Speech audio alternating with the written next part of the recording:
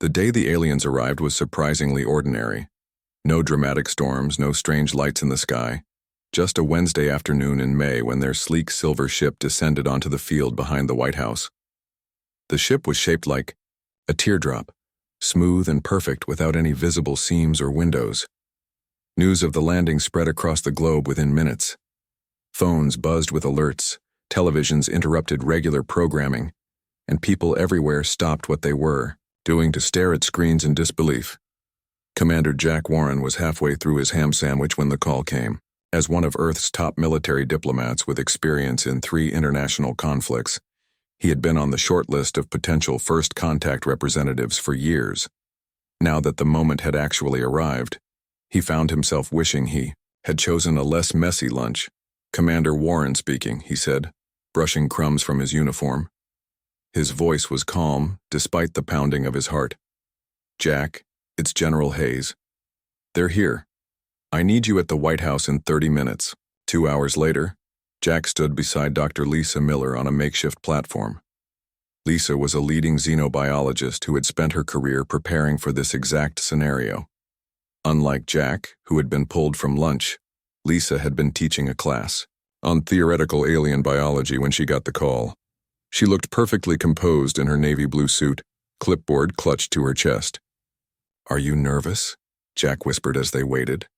Lisa's expression didn't change. "Terrified. You?" "I keep wondering if I have bad breath from that sandwich." This made Lisa smile, which was Jack's intention. Humanity's first impression, ruined by lunch meat. They both fell silent as the ship's surface shimmered and a doorway appeared where there had been none before. The gathered officials, scientists, and military personnel collectively held their breath. The aliens that emerged looked almost disappointingly normal at first glance. They stood upright on 2 legs, had 2 arms, and heads with facial features in roughly the right places. But the similarities ended there. Their skin was a pale blue color with a slight shimmer like fish scales. Their heads were hairless and slightly too large for their bodies. Their eyes were deep purple with no visible pupils, and they had small, gill-like slits on their necks that fluttered gently as they breathed Earth's air. 2 aliens stepped forward from the group of 5. The taller one wore an elaborate collar of what looked like metal and gemstones, while the shorter one carried what appeared to be a tablet device. "That's Ambassadors Lork and Cultural Attaché Meepo," whispered a woman behind Jack and Lisa. "The translation team has been monitoring their communications." The alien with the collar, Ambassadors Lork, stopped 3 feet away from the humans. When he spoke, his mouth moved strangely, but the words that came out were in perfect English, apparently translated by a small device on his collar. "We bring greetings from the Galactic Council. I am Ambassadors Lork of the Vexillian Empire. We come in peace and with curiosity." Jack stepped forward exactly as he had been instructed. "On behalf of Earth and all humanity, we welcome you. I am Commander Jack Warren of the United States Navy, and this is Dr. Lisa Miller, our chief xenobiologist." The formal introductions continued for several minutes with carefully prepared speeches delivered on both sides. The media captured every moment, broadcasting to billions of humans watching around the world. Everything went according to the protocols that had been developed decades ago for just this scenario. Later that evening, after the public ceremonies were complete, a smaller meeting took place in a secure conference room. Jack and Lisa sat across from Zlork and Meepo, with only a handful of other officials present. "We have been observing your transmissions for some time," Zlork explained. "Your television and radio signals. They have been quite informative, though sometimes confusing." Lisa nodded. "I imagine there would be cultural concepts difficult to translate." Meepo tapped on his tablet. "We have many questions about human behavior. For instance, why do you willingly consume substances that alter your mental state? Our data shows widespread consumption of coffee in the morning and alcohol in the evening." Jack laughed, then quickly tried to look serious when he saw Zlork's expression stiffen slightly. "Coffee helps us wake up. Alcohol helps us relax. They're pleasant." "You seek altered states as a form of pleasure?" Zlork asked. the translation device unable to hide the note of concern in his voice. Sometimes, Lisa said carefully. In moderation. The meeting continued for hours. The aliens asked about human sports. You risk injury for entertainment? Comedy. You find imagined misfortune humorous? And work habits. You continue tasks despite physical discomfort? With each answer, Jack noticed Meepo making notes on his tablet and Zlork's gill slits fluttering faster. Something about their responses was clearly troubling the aliens, but he couldn't figure out what. When the meeting finally ended, Jack and Lisa walked together to the temporary quarters that had been assigned to them. Did you notice how they reacted when I mentioned people skydiving for fun? Jack asked. Lisa nodded. And when I explained birthday candles, they seemed horrified that we celebrate aging with small controlled fires on food. I think we're freaking them out, Jack said with a frown. They're just different, Lisa replied. Their species probably evolved with different risk assessments and reward systems. What seems normal to us might seem completely irrational to them. Meanwhile, in the privacy of their ship, Zlork was preparing his first report to the Galactic Council. Meepo stood nearby, still reviewing the data from their meeting. What is your assessment? Zlork asked. Meepo's large eyes blinked, slowly. They are concerning. They deliberately ingest stimulants and depressants. They laugh about danger. They continue working when in pain. Their entertainment often involves simulated death and conflict. Zlork nodded. My assessment as well. They appear to be potentially unstable and alarmingly irrational by council standards. Yet they have not destroyed themselves and have developed impressive technology. Perhaps they should be classified as a protected species rather than potential allies, Meepo suggested, for their own safety and ours. Perhaps, Zlork agreed. But first, we need more data. Request permission from the Council for a cultural exchange program. We need to understand these humans better before making any recommendations. As Zlork finished recording his report, he gazed out at the nightlights of Washington, D.C. The city was ablaze with activity even at this late hour. Vehicles moving in all directions, buildings lit up, humans still active despite the biological need for rest. Such a strange species, he murmured to himself. So chaotic, so contradictory, so insane by our standards. Yet they function. How? The question would haunt him for weeks to come. On the other side of the city, Jack sat on the edge of his bed, unable to sleep despite his exhaustion. First contact had been made. Aliens were real and they were here.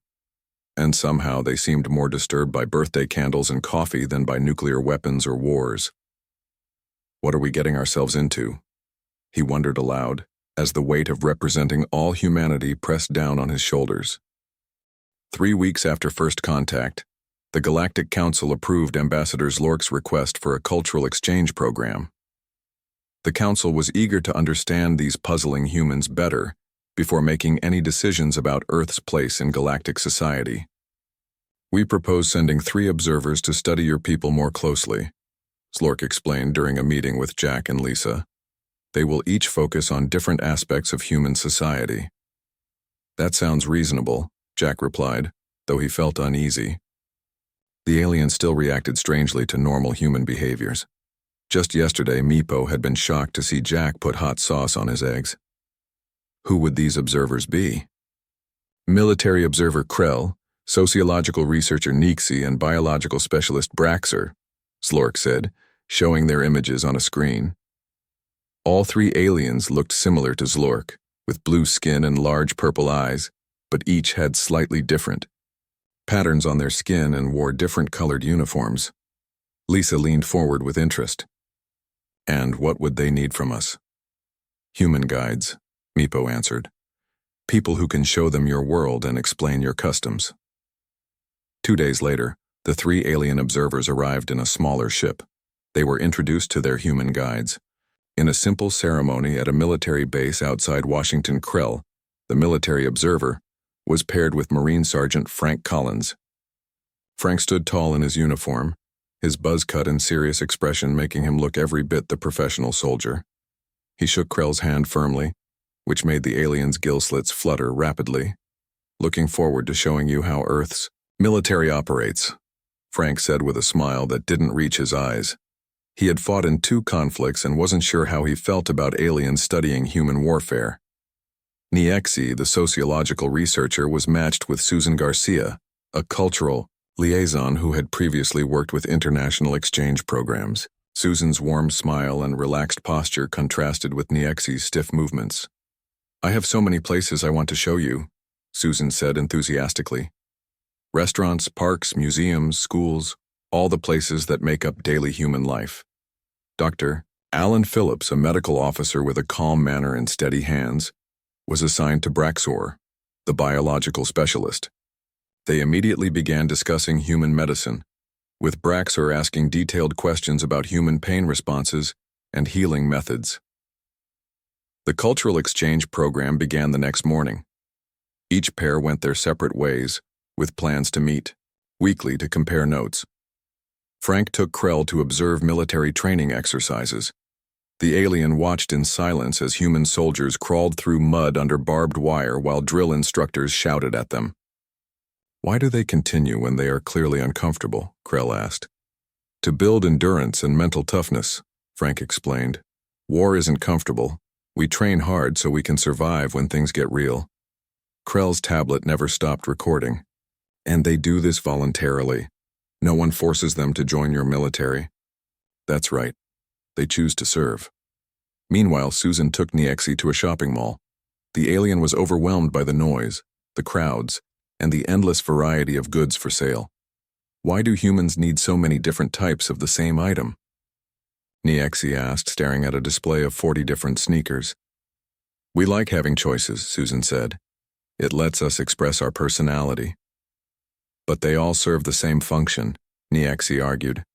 "This is inefficient." Later that week, Susan took Niexi to a movie theater showing a popular horror film.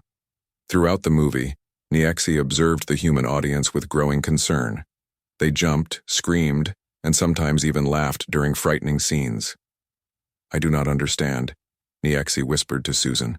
"These humans are experiencing fear, yet they paid currency for this experience, and some appear to be enjoying their fear response." "It's the thrill," Susan explained. "The danger isn't real, so the fear is exciting rather than truly threatening." Niexi made extensive notes on this bizarre behavior. Dr. Phillips and Braxor spent their time visiting hospitals and research facilities. Braxor was particularly interested in human pain responses and risk-taking behaviors. "Your species willingly engages in activities with high probability of injury," Braxor noted after watching a skateboarding competition. "This seems counterproductive to survival." "Not everything we do is about survival," Dr. Phillips explained. "Sometimes it's about joy, achievement, or just the rush of attempting something difficult." Braxor's head tilted. "The rush? You mean the release of adrenaline and dopamine? You seek this chemical reaction intentionally?" "Many of us do, yes." By the end of the second week, the aliens had witnessed increasingly bewildering human behaviors. They had seen competitive eating contests where humans consumed unsafe quantities of food for entertainment. They had observed extreme sports competitions where participants risked serious injury. They had even attended a stand-up comedy show where humans laughed at jokes about death, disaster, and misfortune. The 3 aliens met privately on their ship to compare notes. "Humans appear to have faulty risk assessment," Krell reported. "Their soldiers train to points of physical failure. Their athletes push beyond safe limits." Nexi agreed. "They seek emotional extremes for entertainment. They watch simulated tragedy and horror. They listen to music that makes them feel sadness. Their medical practices often involve enduring short-term pain for long-term benefit," Braxor added. "And many refuse pain medication due to concerns about clarity of mind." "My theory," Nixie said, "is that humans must have evolved as prey species with overactive adrenal responses. Their brains are constantly seeking threats even when none exist." Krell nodded slowly.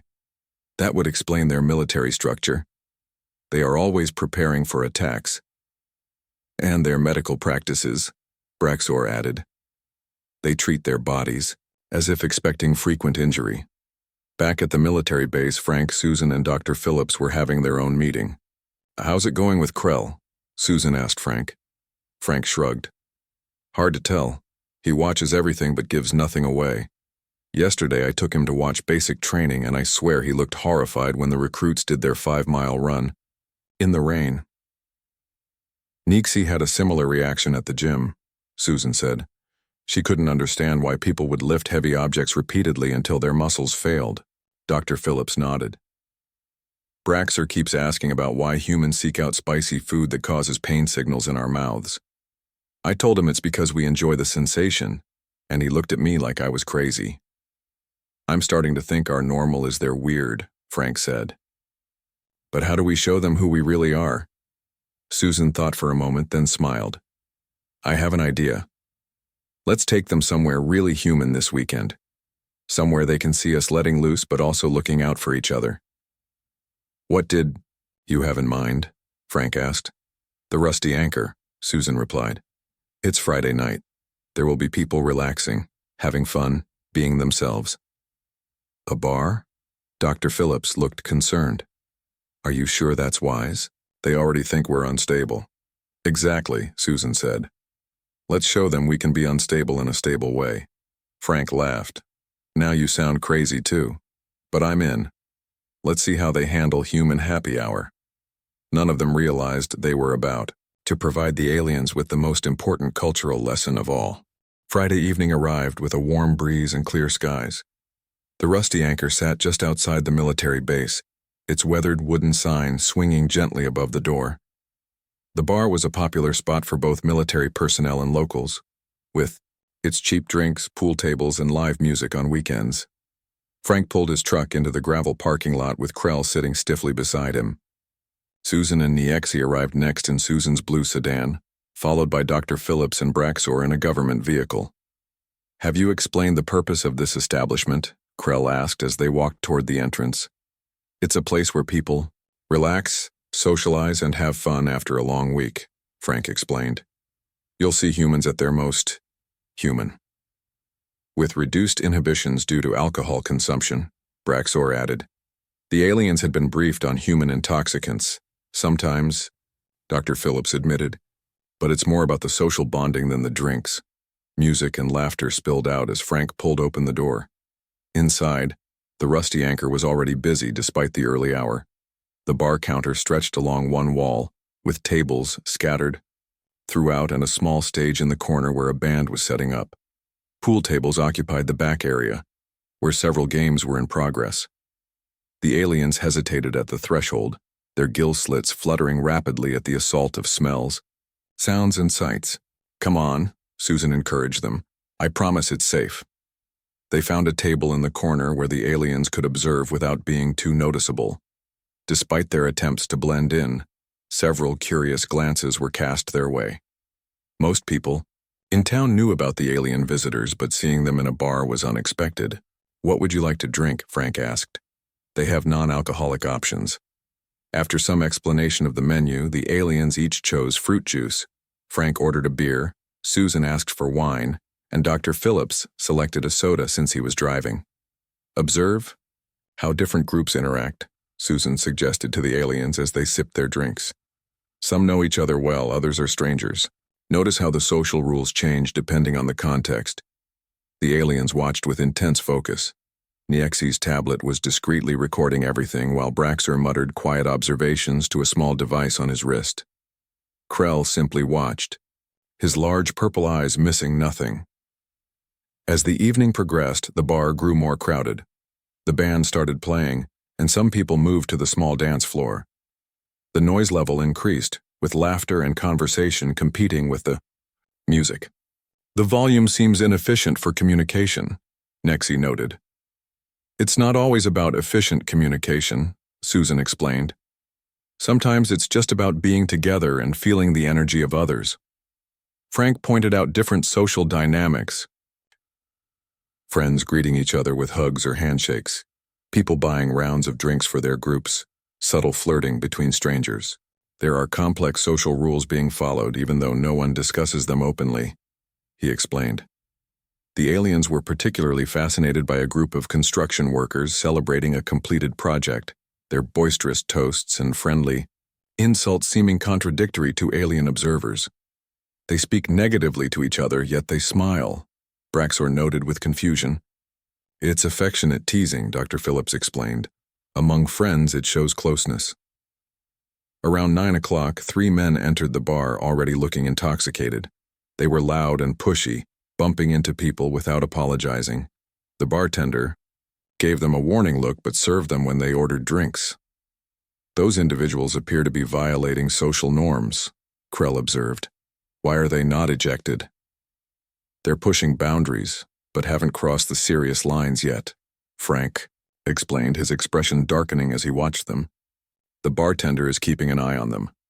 The 3 men took their drinks and moved toward the pool tables where 2 women were playing a game. The younger woman, Kate, was lining up a shot while her friend Nicole watched. Kate was petite with short brown hair, wearing jeans and a red t-shirt. Nicole was taller with curly blonde hair pulled back in a ponytail. Nice form, one of the men commented loudly, clearly not talking about Kate's pool skills. His friends laughed. Kate ignored them and took her shot. The ball missed the pocket, and she straightened up with a frown. I could give you some personal lessons, another man said, moving closer to Kate. No thanks, Kate replied firmly. We're just trying to play our game. The men didn't move away. Instead, one of them leaned against the pool table, blocking their next shot. Don't be like that, we're just being friendly. Nicole stepped forward. She said, no thanks, please leave us alone. Mind your own business, the largest man said to Nicole. He had tattoos covering his arms and a mean look in his eyes. We're talking to your friend. The aliens watched this interaction with growing concern. Should we not intervene? Braxor whispered. These males appear to be threatening the females. Not yet, Frank said quietly, but his body had tensed. Let's see how it plays out. Bar interactions have their own rules. The situation escalated when Kate tried to move around the table and one of the men blocked her path deliberately. Excuse me, Kate said firmly. Not until you agree to have a drink with me, the man insisted. Nicole put down her pool cue and moved between Kate and the man. She's not interested. Back off. The large tattooed man suddenly shoved Nicole, sending her stumbling backward into the pool table. I told you to mind your own business. What happened next amazed the aliens. Almost simultaneously, several things occurred. Frank was out of his seat instantly, moving toward the confrontation with surprising speed. A burly construction worker who had been joking with his friends moments earlier also stood up and moved toward the scene. The bartender reached under the counter for something while nodding to a large man near the door who appeared to be security. Dr. Phillips calmly collected napkins and his small first aid kit that he always carried, seemingly preparing for possible injuries. And Susan was already on her phone, quickly texting someone. Get under the table, Frank ordered the aliens before he strode away. The aliens obeyed, crouching awkwardly beneath the wooden table as chaos erupted. The tattooed man threw a punch at Frank, who blocked it and pushed him back. The construction worker grabbed another of the troublemakers. Someone knocked over a chair. A glass broke. From their hiding spot, the aliens watched wide-eyed as what they had feared would be a bloodbath unfolded with surprising order. Despite the shouting and physical confrontation, there seemed to be rules to the chaos. No weapons were drawn. People protected those nearby without knowing them. The fight focused entirely on removing the 3 troublemakers. Within 2 minutes, security had the tattooed man in a hold. Frank had twisted the arm of another behind his back, and the 3rd man was being escorted firmly toward the door by the construction worker and his friends. And stay out, the security guard shouted as all 3 were pushed outside. Inside, the bar quickly returned to normal. Nicole was thanking Frank while Dr. Phillips checked a small cut on her arm where she had hit the pool table. Kate was shaken but smiling as she talked to the construction worker who had helped. The bartender was handing out free drinks to those who had stepped in. The aliens remained under the table, unable to process what they had just witnessed. Are you all right down there? Susan asked, peering under the table with an amused expression. You can come out now, it's over. Slowly, the 3 aliens emerged. their eyes wider than usual and their gill slits pulsing rapidly. That was, Krell began, but couldn't find words to finish. That was human, Susan said simply. Now come meet. Everyone, there's a lot to explain. An hour after the fight, the rusty anchor had returned completely to normal. The band played again, people laughed and talked, and drinks flowed as if nothing unusual had happened. But for the three aliens, everything had changed. They sat at a larger table now, joined by Frank, Susan, Dr. Phillips, Kate, Nicole, and two of the construction workers who had helped during the confrontation. The burly construction worker, who introduced himself as Joe, was now buying a round of drinks. For everyone, including the aliens. I don't understand, Niexi said, her voice low. Those men who were removed, they were your enemies? Not exactly, Kate explained. We never met them before tonight. Yet you defended her, Braxor said to Nicole. And then others defended. You both, Nicole nodded. That's what friends do, and decent people step in when they see trouble. But the risk assessment, Braxor struggled to find words.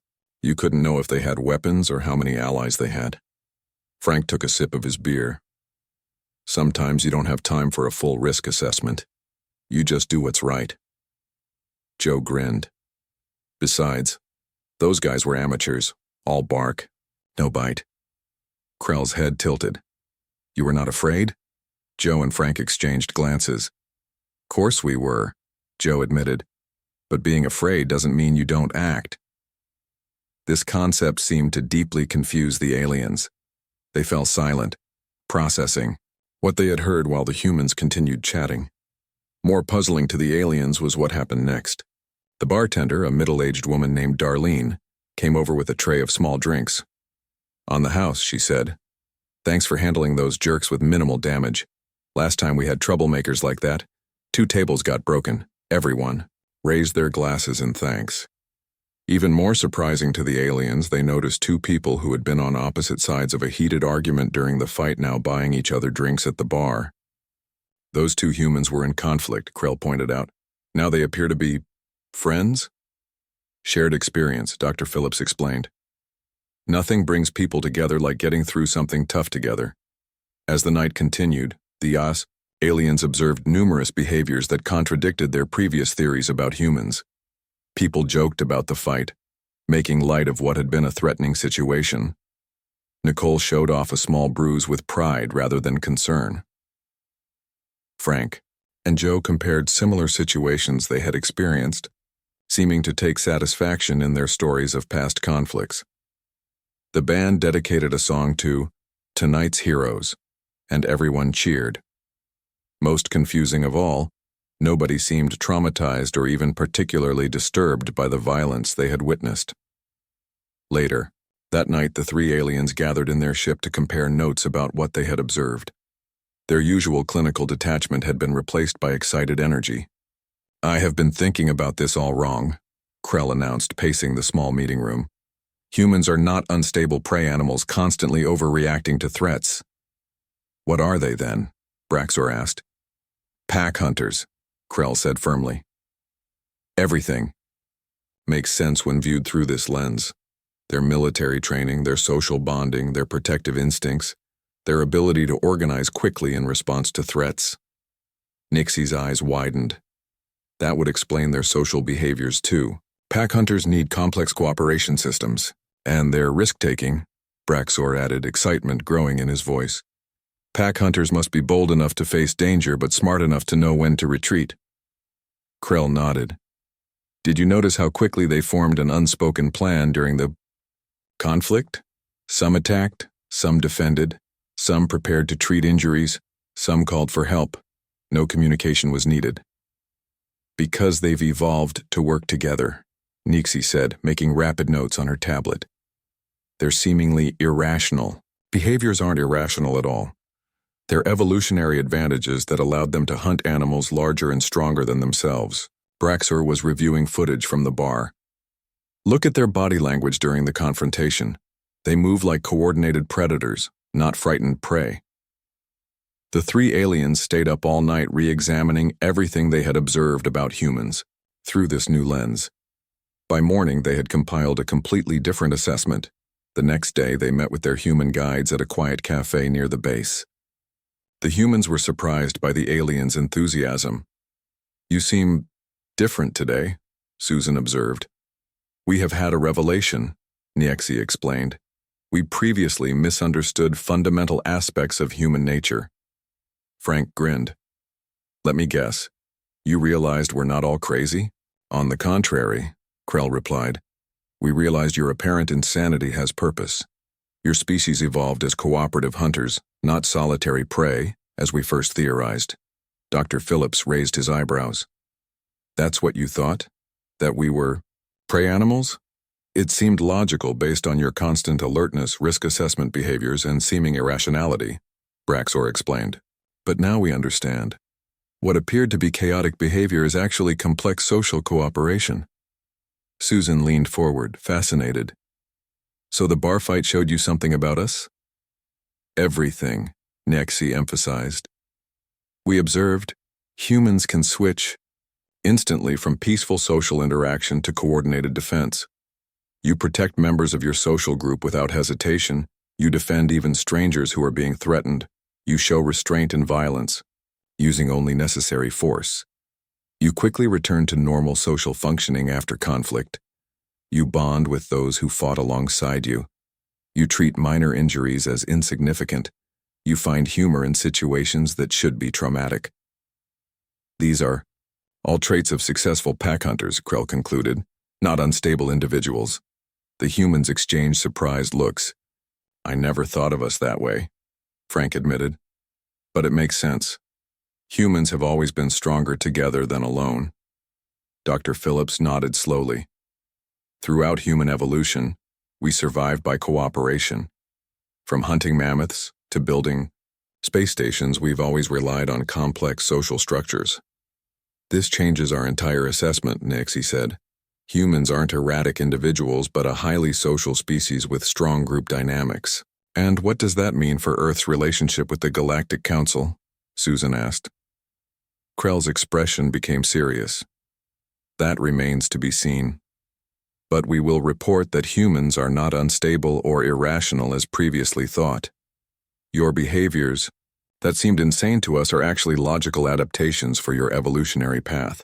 As they continued their discussion, Susan noticed that the aliens were now much more relaxed around them. The constant tension and wariness had been replaced by genuine curiosity and respect.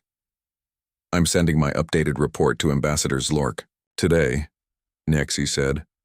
"I believe it will significantly change the Council's approach to Earth." "Let's hope so," Frank replied, "because there's a lot more to us than just bar fights. Though they are educational," Krell added, with what might have been the alien version of a smile. Far above Earth, Ambassador Zlork received Nexi's report with surprise. The detailed analysis of human social behavior, particularly during conflict, contradicted many of his initial concerns. He immediately forwarded it to the Galactic Council with his own notes. Perhaps these humans weren't insane after all. Perhaps they were something far more interesting, and potentially far more valuable to the galaxy.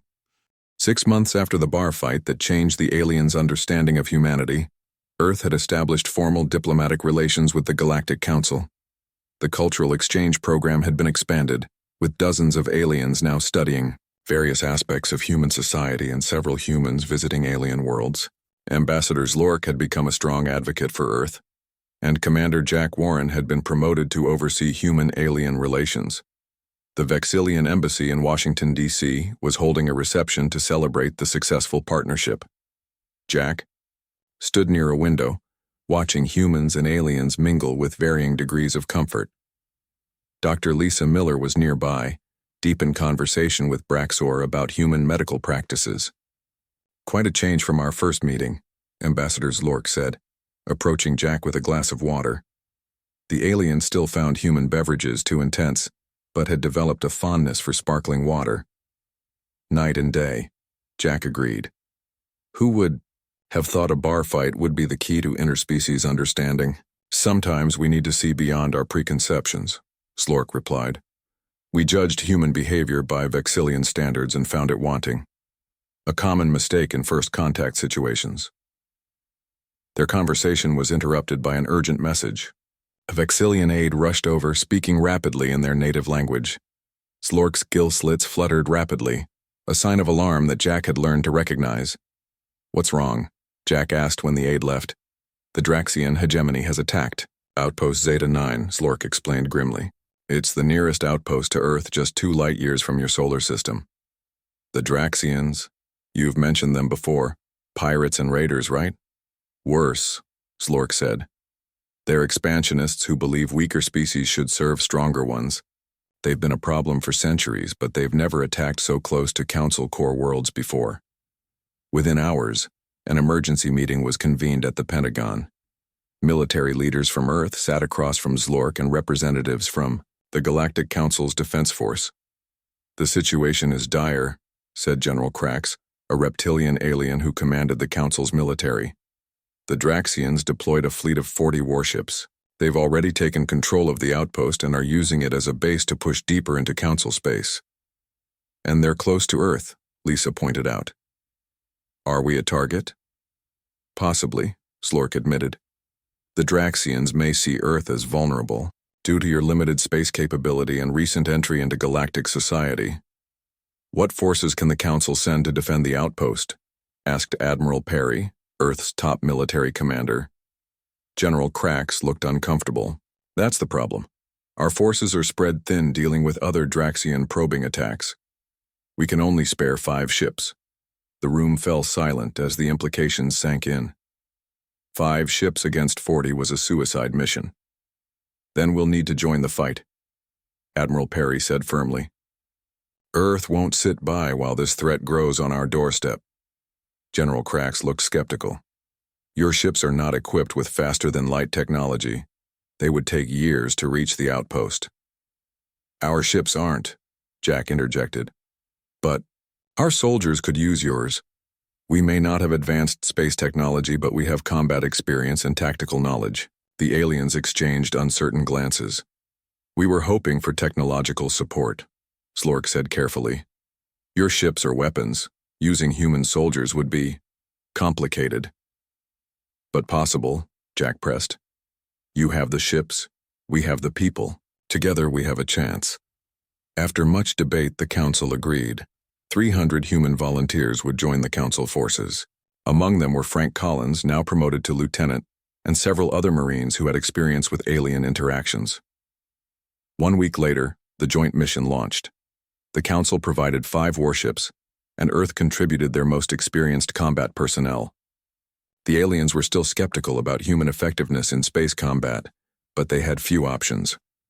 The journey to Outpost Zeta 9 took 3 days at faster-than-light speeds. During this time, the humans trained constantly to adapt to alien technology and zero-gravity fighting conditions. "They never stop," Krell remarked to Frank as they watched Marines practicing boarding maneuvers in a simulation chamber. Krell had requested to join the mission specifically to work with the humans he had come to respect. "That's kind of our thing," Frank replied with a grim smile. "We adapt. We overcome." When they arrived at the outpost, the situation was worse than expected. The Draxian fleet had grown to 50 ships, and their forces had fortified the outpost's defenses. A frontal assault would be suicide. "We need a new approach," Admiral Perry said during a strategy meeting. "Something they won't expect." Lieutenant Frank Collins stepped forward. "I have an idea. It's risky, but it might work." His plan was bold. While the Council ships engaged the main Draxian fleet as a distraction, a small team of humans would infiltrate the outpost through maintenance tunnels the Draxians might have overlooked. Once inside, they would sabotage the outpost's power systems and defense grid, creating an opening for the main assault. "This plan depends on too many unknown factors," General Krax objected. "The probability of success is low." "Sometimes you have to take risks to win," Frank argued. "It's the human way." After heated debate, the plan was approved. Frank would lead 20 Marines on the infiltration mission, with Krell joining as their technology expert. The battle began at dawn. The 5 Council ships launched a frontal attack that seemed suicidal, drawing the Draxians' attention. Meanwhile, Frank's team approached the outpost in a small maintenance craft designed to avoid detection. What followed was chaos, but controlled chaos. When the Draxians discovered the infiltration team, they were unprepared for human combat tactics. The Marines fought with a ferocity and adaptability that shocked their enemies. They pushed forward despite injuries, used improvised weapons when necessary, and protected each other with synchronized movements that reminded Krell of the bar fight months ago. The most critical moment came when their path to the main reactor was blocked by a heavily armed Draxian squad. Their position seemed hopeless until Frank noticed a maintenance shaft above them. "Cover me," he told his team, and without hesitation climbed into the shaft while his comrades provided suppressing fire. He crawled through tight, scorching hot tunnels to emerge behind the enemy position, creating the diversion needed for his team to advance. 5 hours after infiltration began, the outpost's power systems went offline. Its defenses failed moments later. The Council ships, which had been executing a strategic retreat, suddenly turned and attacked with full force. The Draxian fleet, caught by surprise and unable to coordinate without the outpost's communications hub, fell into disarray. The battle was won with minimal casualties, a result that stunned the Galactic Council military leadership. They had expected a desperate last stand, not victory. 2 weeks later, Ambassador Zlork submitted his final assessment of humanity to the Council. His report acknowledged humans' unusual evolutionary path, but emphasized the strengths it had created: adaptability, cooperative action, tactical creativity, and controlled aggression. "Humans are not insane," his conclusion stated. "They are simply adapted to conditions we never faced. Their capacity for controlled violence makes them formidable defenders. Their social bonds make them loyal allies. Their apparent chaos conceals deep order." The Council revised Earth's classification from potentially dangerous species to essential defensive ally. Within months, joint human-alien military units were formed, combining alien technology with human tactical innovation. "To chaos, controlled," Krell said one evening, raising a glass to Frank in the officers' club aboard a Council ship. Frank smiled and raised his own glass. "To understanding what looks like insanity." Around them, humans and aliens celebrated. Together, their differences now recognized not as flaws but as complementary strengths in an increasingly dangerous galaxy.